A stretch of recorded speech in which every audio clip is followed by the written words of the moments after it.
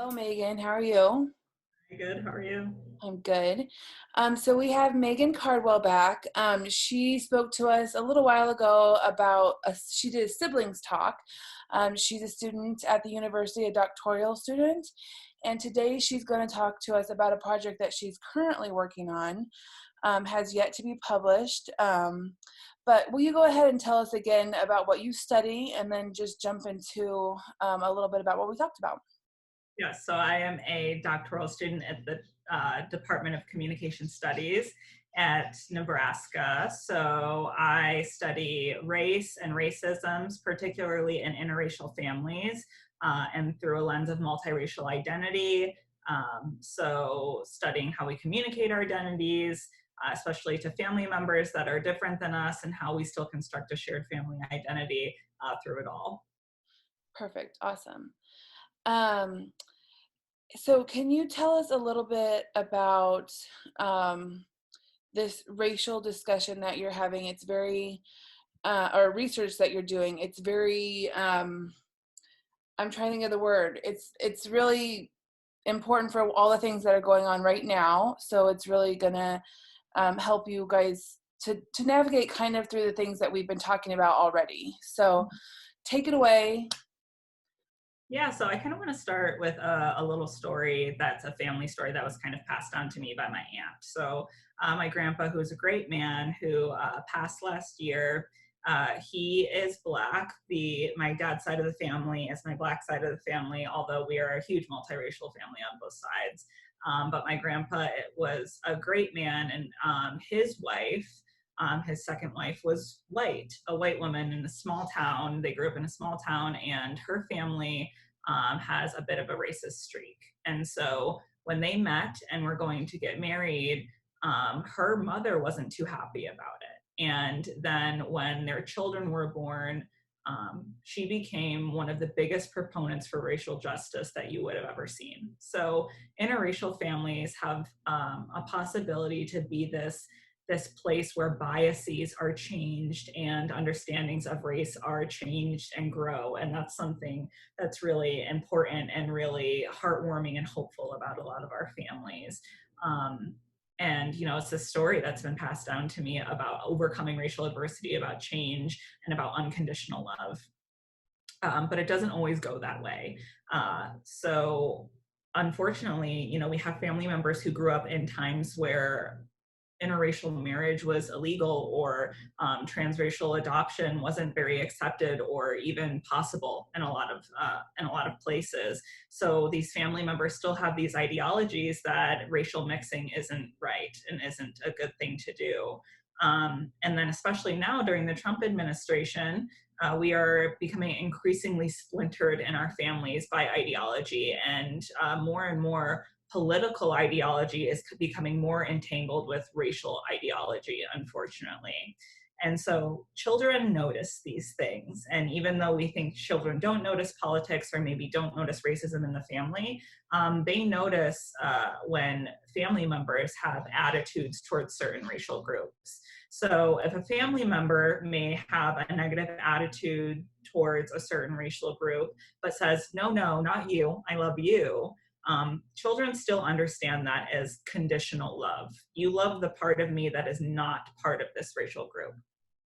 And so it's important that parents have open discussions, open dialogues. That's increasingly what I hear from especially multiracial adults that say, when my parents were the one to step in and tell me and teach me about unconditional love, and to love me unconditionally, to protect me against these family members, and have these open conversations with me about race and racism, and allow me to explore my identity and choose the identity that I want, that really mitigates those negative effects of experiences of racism within the family. So parental support and unconditional love and open conversations are so important, especially now in times of what is essentially publicized and televised race war. We need to have more open discussions, open dialogues with our children about race, and support for their identity expression and development.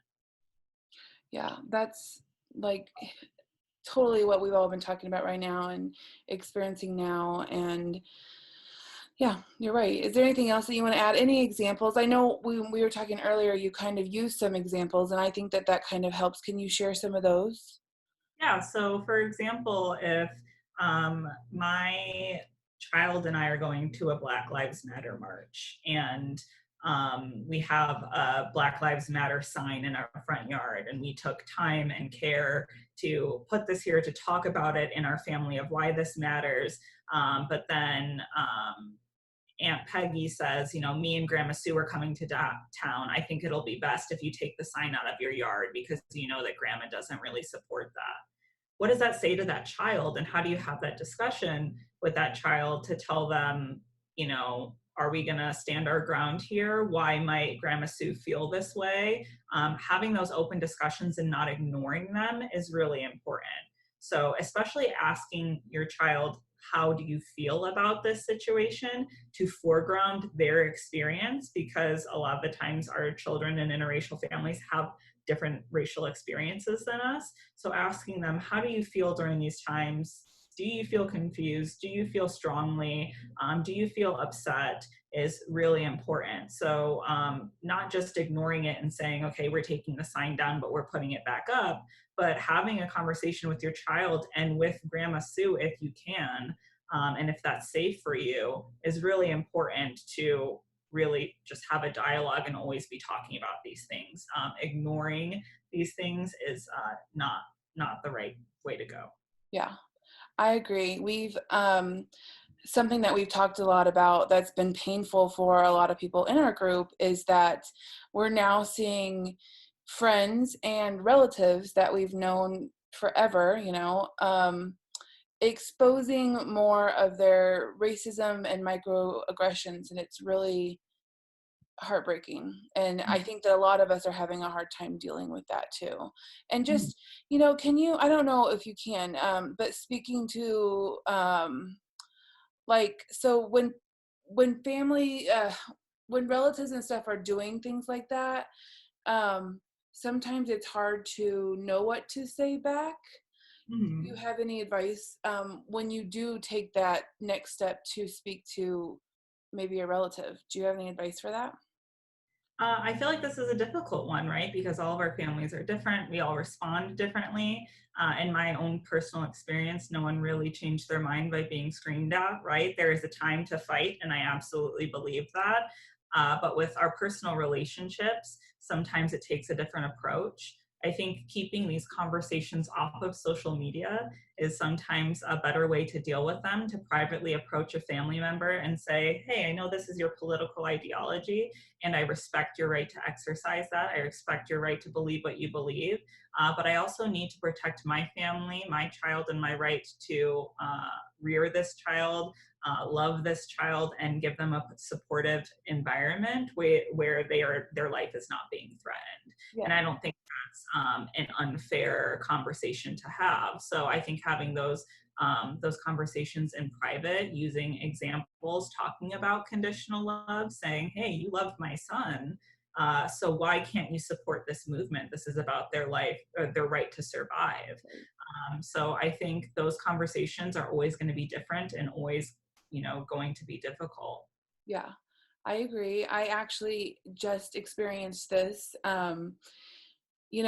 Joby is about 3 and everybody pretty much knows him. And I think before he came around, like I knew I had a Black husband, obviously, but I don't know, I didn't feel like I had to fight that fight as much. But now that I am a mother of a Black son who will be a Black man, um, it's changed, especially with all this racial stuff that's going on.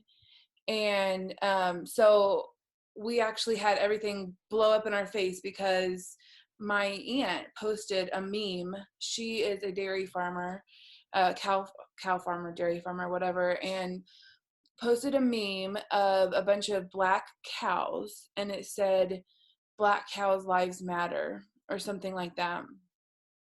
And I have my siblings and we're really close, so I showed it to them, and I was like, gut check, am I being crazy, like, but I was bothered by it.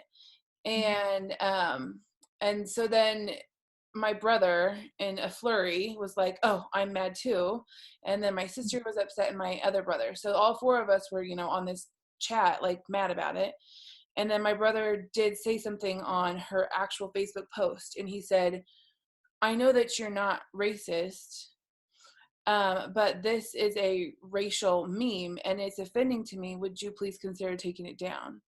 And it did blow up. Like her family then, like her children then were commenting on it and saying things about my brothers. What they're gay, so they were commenting about that, and then commenting about how this was about agriculture and not about Black people. And then my aunt called crying, and I've never had my aunt cry before. And so then right then and there I had to have this discussion, and I was so happy that I've been part of this group for over 2 years, because I felt like I had some power to be able to advocate and to be able to speak on behalf of it and not feel afraid. So that was awesome. And so I was able to have a conversation about race with my 50-something-year-old aunt that I have never talked to about anything that's Black, white, Mexican, anything before, and explain to her, I'm sorry that you're crying and I'm sorry that you're upset, but my son is Black and this is important to me. I have to worry about if he's going to come home someday. I have to worry about these things, and I know that you don't, because you live in Missouri in a town of like 10 people, and so it doesn't matter as much, but this matters.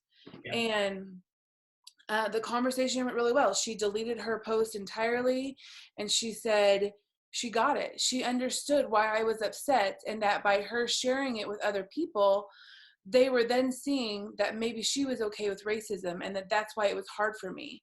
And I said, you can love my Joby and you can love Sam just because they're your family, but they are Black. And you can't just love them only because they're Sam and Joby. You have to love all Black people. Anyway, I shouldn't go into that too awful much, but that's exactly what happened. And I agree with you saying, in the long run, we agreed with my aunt that we should have just approached her offline. But it was important. And I'm, now I'm 35, she's 50 something, and I never would have ever stood up to her before, but it was important. And now I feel better about it. Yeah. And I think you bring up some really good points and good strategies there, which is your goal was to educate and not condemn. And that's really important, because people sometimes, white supremacy is built within every single one of us, because that's the system that we grew up in. And those things are very hard to confront and unlearn. It's very scary to be able to say, there is white supremacy embedded in me as a Black woman. There are practices that I take part in that are patriarchal, embedded in whiteness. And that's hard to admit, and it's hard to unpack that. It's hard to unlearn that. So even being approached in any way and saying you said or did something wrong is really, really difficult. But if we approach people in a way that says, I am trying to educate you, I am trying to show you my child's experience, my knowledge that I'm learning from other parents and other families, and from other resources, and give you some perspective. I'm not condemning you. I'm not saying you are wrong and you will always be wrong. That's a really important strategy. So I think you're absolutely right. There are all these things that you said about, I don't want other people to think that you are racist and you don't understand necessarily what you're posting here. So all I'm trying to let you know is how this comes across, how it comes across towards your love for Joby and Sam, and how I want other people to know that this isn't something that you believe, right? So going into that conversation and saying, I just want to give you a perspective. I'm not trying to change your mind, brainwash you, whatever people think you're doing. I'm not trying to condemn you. I'm just saying, in this particular situation, this microaggression, this statement could be taken in this direction. And that's really important. Yeah. And it even snowballed to like my mom. My mom liked that meme. So then I had to have a conversation with her. And my mom obviously loves my husband and my child, but so yeah, that's perfect. I'm so glad that you brought that up. One other question I had was, you talk a lot about microaggressions, and sometimes people don't know what that means. And then also that's what I'm seeing a lot of, is like microaggressions in people, and calling them out is really hard. I guess, yeah, can you just talk a little bit more about what microaggressions are, and maybe even your advice for saying, hey, that's racist? Yeah. Yeah. So microaggressions are racist comments, actions, behaviors, or discriminatory actions and behaviors that are not directly what we see as racism. When we talk about racism, we often think of personally mediated racism, which are these open, using the N-word, openly denying service to somebody because of their race. But in reality, there are tons of different kinds of racism. So institutional racism, how racism is embedded in our organizations and in our government. We have internalized racism, how, I as a Black woman have felt certain consequences about my hair not being kept, or all of these things that I internalize and say, oh, well, I have a different value because of XYZ reason. And then there are microaggressions, these less blatant forms of racism. So for example, if someone goes to you or your child, say you're Asian, and they say, well, I don't really see you as Asian. Right. So what's wrong with being Asian? Right. That's a microaggression. That's racist. You're saying that, there's something inherently wrong with being Asian. I like you. You're my friend. You're my family member. I don't really see you as Asian. Inherently means there's something wrong with being Asian. So I think to address microaggressions, it's important to let people know that that is a microaggression. So don't be afraid to say, like, I've had this happen to me so much, especially during childhood. You're the whitest friend I know, or you're the whitest Black person I know. I don't really see you as Black. I see you as Megan. Well, that's great. I'm glad that you see me on a personal level, but what's wrong with being Black? Why don't you see me as being Black? I like being Black. I like Black people. We all can agree that we like Black people. So why don't you see me as Black, right? So kind of addressing those comments, even if you want to do it not publicly. But I think if a microaggression happens, especially within the family with a child, if you want to address that personally with the person who is the aggressor of that microaggression, to also address it with the child. Because children notice a lot more than people think that they do, and so it might not be the right situation to publicly call out, hey, that was racist. Might not be the right time to have that conversation, but addressing both parties and letting people know that that's actually not a really cool thing to say, I don't think is a bad thing. And Awesome. then another strategy that I kind of want to talk about is estrangement. And we hear estranged and we think that's a negative term, but a lot of the times estrangement can be a positive thing in our families. So what I mean is, I have this, racist uncle, and I estrange myself from them, meaning that I only really comment on their Facebook posts once or twice a month, and we don't really talk anymore. And that's how we maintain our relationship. That is how I continue loving you, is by creating distance between us. And sometimes that's the only way that you can maintain your family relationships. And that's okay, because estrangement ebbs and it flows. And sometimes it's better at different times to just maybe create some distance there. Yeah. I love your perspective. I really appreciate you sharing this with us. And I think it's awesome that you can just dive into and study this particular subject. It's amazing. Is there anything else you want to add before we wrap up? No, I think we've covered everything. Okay, sounds good.